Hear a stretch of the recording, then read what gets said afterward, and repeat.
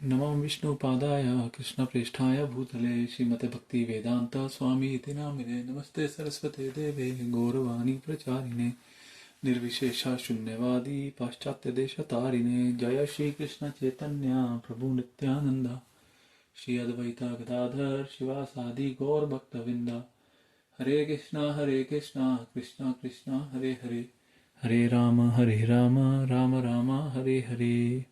Welcome, future me. Welcome to our channel. So, this video is about the cultural shock that I am facing. It's been more than 5 weeks that I am here in this part of the Spain, north of Spain. I'm just not disclosing the name of this place. Future me knows. Rest other should not know this place. So otherwise they will track me. So ये जो जगह है बिल्कुल गांव का इलाका है, बहुत अच्छी जगह है, मतलब बिल्कुल ग्रीनरी है. बट क्योंकि ये स्पेन में है, यूरोप में है, तो थोड़ा सा इंडिया से अलग है. तो ये 5 कल्चरल शॉक जो मुझे देखने को मिल रहे हैं, मतलब थोड़ा सा मुझे मतलब अडेप्ट करने में टाइम लग रहा है. तो पहला जो कल्चरल चेंज जो इंडियंस को बड़ा वो फील होता है वो होता है प्रसाद, है ना. यहाँ पे जो लोग प्रसाद बनाते हैं मोस्टली फीका सा ही होता है, ज़्यादा मसाले वसाले नहीं होते हैं और खाना पड़ता है यार. ठीक है, मतलब इतनी प्रायोरिटी नहीं है मेरी प्रसादम की, बट ठीक है. फिर भी रोटी तो बहुत मुश्किल से ही नसीब होती है, खुद ही बनानी पड़ती है. जिस दिन अगर मैं किचन में जाता हूँ तो उसी दिन रोटी बना पाता हूँ, अदरवाइज तो यही जो बनाते हैं ये लोग वही खाते हैं. और ऐसा मतलब जो स्वीट्स वगैरह होते हैं ये जो लोग ज़्यादा अच्छे बनाते हैं. ब्रेड्स हो गए, केक्स हो गए, स्वीट ब्रेड हो गए, ये लोग ज़्यादा अच्छा बनाते हैं रादर बाकी जो और कुछ भी बनाते हैं. मतलब एक तो मेरे को नाम भी नहीं पता होते यार क्या है क्या नहीं है, क्योंकि मोस्टली लोग यूक्रेन से हैं, एक दो लोग इधर उधर के हैं, इक्वाडोर के, स्पेन के. तो पता नहीं क्या ही खा रहा होता हूँ मैं. बस ठीक है, अब जो देखने में अच्छा लग रहा है, जो स्वाद में अच्छा लग रहा होता है वो खा लेता हूँ. तो थोड़ा सा प्रसाद का मसला है. और अगर हम मतलब थोड़ा सा मसाला भी ज़्यादा डाल दे तो इनको इनका हमारा थोड़ा भी इनके लिए बहुत ज़्यादा होता है. तो ये थोड़ा सा चैलेंज एक फेस हो रहा है. और दूसरा चैलेंज जो मैं फेस कर रहा हूँ वो living with Mata ji. You know means I was not accustomed to live with Mataji when I was there in India, living in Brahmacharya ashram for 7 years. So, you know, if you are living with boys, if you are living with प्रभुस, तो मतलब मोर और less आप गमछे में कहीं भी घूम रहे हो तो कोई दिक्कत नहीं है. यहाँ थोड़ा सा मतलब you have to be careful. ऐसा नहीं है कोई उल्टा सीधा कोई इंसिडेंट हो जाता है, मतलब somehow आई थिंक कि इनको भी समझाया जाता है कि कैसे आपको प्रभु जी इसके साथ रहना है, मतलब अलग अलग कमरों में ऑब्वियसली. तो पर फिर भी मतलब अब वो मतलब बात कर रही होती है, कुछ होती है, मतलब आदत नहीं है मेरे को. तो थोड़ा सा अडेप्ट करने में थोड़ा सा वो लग रहा है ना. कि बाथरूम से बाहर भी निकलता तो बड़ा देख दुख के निकलना पड़ता है कि कोई खड़ी तो नहीं है माता जी, निकल जाओ चुपचाप से अपने कमरे में पहुंच जाओ बाथरूम से. सो थोड़ा सा ये चैलेंज है. बाकी still you know things are good that they know their maryada. We stay in our limit and they stay in their limit, so that is good. But still there is some you know एक मतलब आपके conscious mind में तो रहता ही है that you are living next door to the Matajis. And third shock that I feel here is that there is a grand need, a big need of preaching. And especially if we are talking about preaching, you need a very big heart to preach here. People are means after coming here, I can relate to what Prabhupada has been through. क्या क्या नहीं सहना पड़ा होगा प्रभुपाद को. बहुत मतलब आपको बहुत बड़ा हृदय चाहिए, है ना. इवन डिवोटीज को, यहाँ जो कम्युनिटी है लगभग 40-45 भक्त लोग आसपास रहते हैं, उसमें से भी संडे को भी हर कोई नहीं आता है. मतलब वीकडेज में तो छोड़ ही दीजिए, वीकडेज में तो हम ही सब लोग होते हैं, कोई लोग ही आते हैं बस. संडे को भी जो लव फीस्ट होता है, बहुत अच्छा प्रसाद बनता है, क्लास होती है, उसमें भी हर कोई नहीं आता है.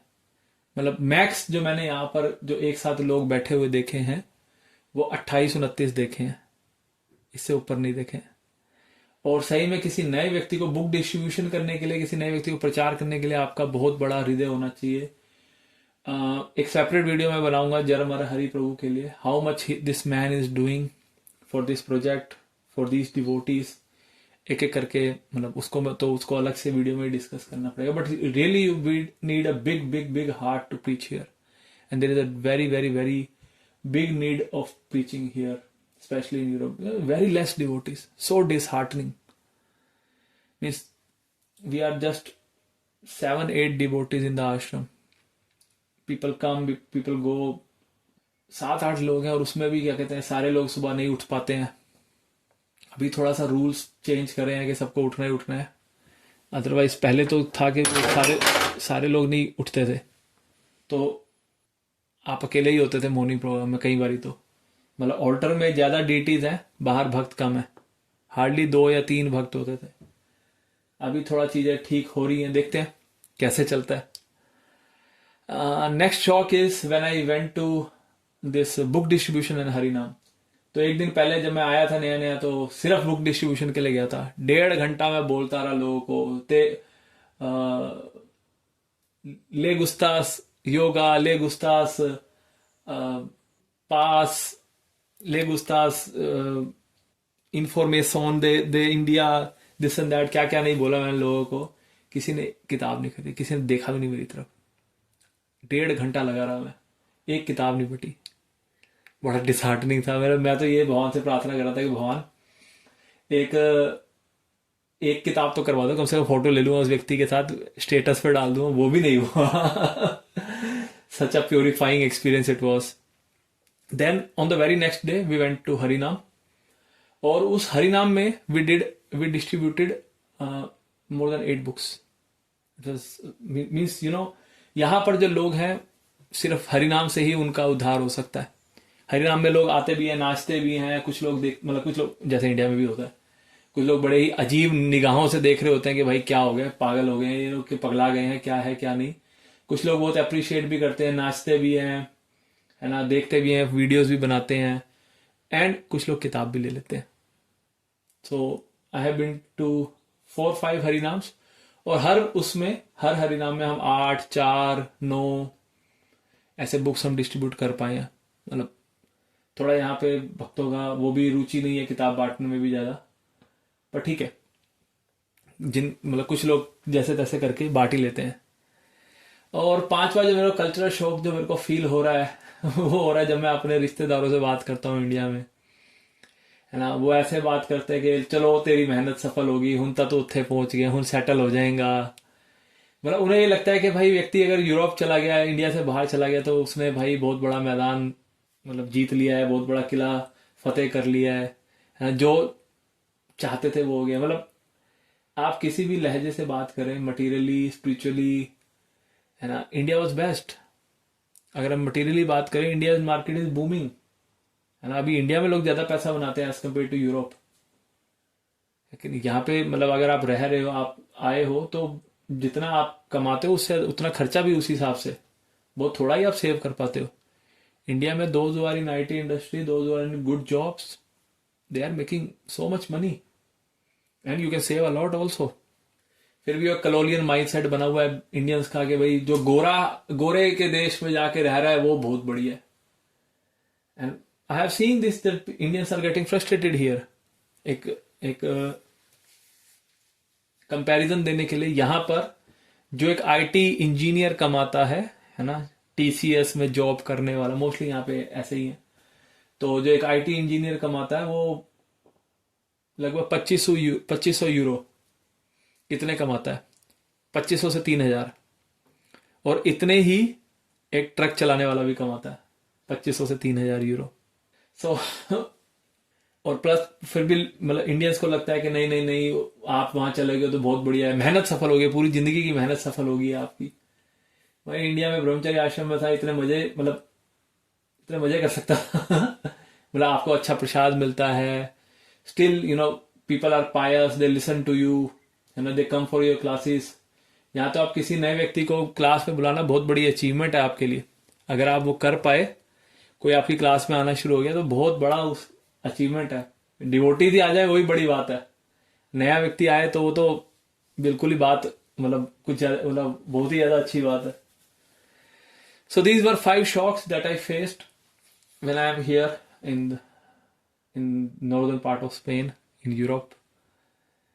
ठीक है, धीरे धीरे सह लेंगे, है ना, धीरे धीरे आदत पड़ जाएगी, अडेप्ट हो जाएंगे। अभी रिसेंटली मैंने इंडिया में एक जगह क्लास दी थी कुछ इंडियन वुड बी डॉक्टर्स को या ऑलरेडी डॉक्टर्स को। तो मेरे को जो ऑर्गेनाइजर था उसने बोला कि प्रभु जी आप उतनी एनर्जी से नहीं बोल रहे। तो मैंने फील करा यार मैं इतनी एनर्जी, मैं तो सेम ही तरीके से क्लास दे रहा हूँ। तो then when I thought think about it, then I get to know कि क्योंकि मैं यहाँ पर यूरोपियन के साथ, ये लोग बहुत आराम से, मतलब इनका लाइफस्टाइल ऐसा है कि ना आप तंग करो ना तंग मतलब हो, आप दूसरे को परेशान मत करो, धीरे बात करो, कामली बात करो, गाड़ी भी ऐसे चलाओ कि हॉर्न भी ना बजाना पड़े। लोग हॉर्न भी नहीं बजाते हैं, बहुत मतलब सिस्टम अच्छा है।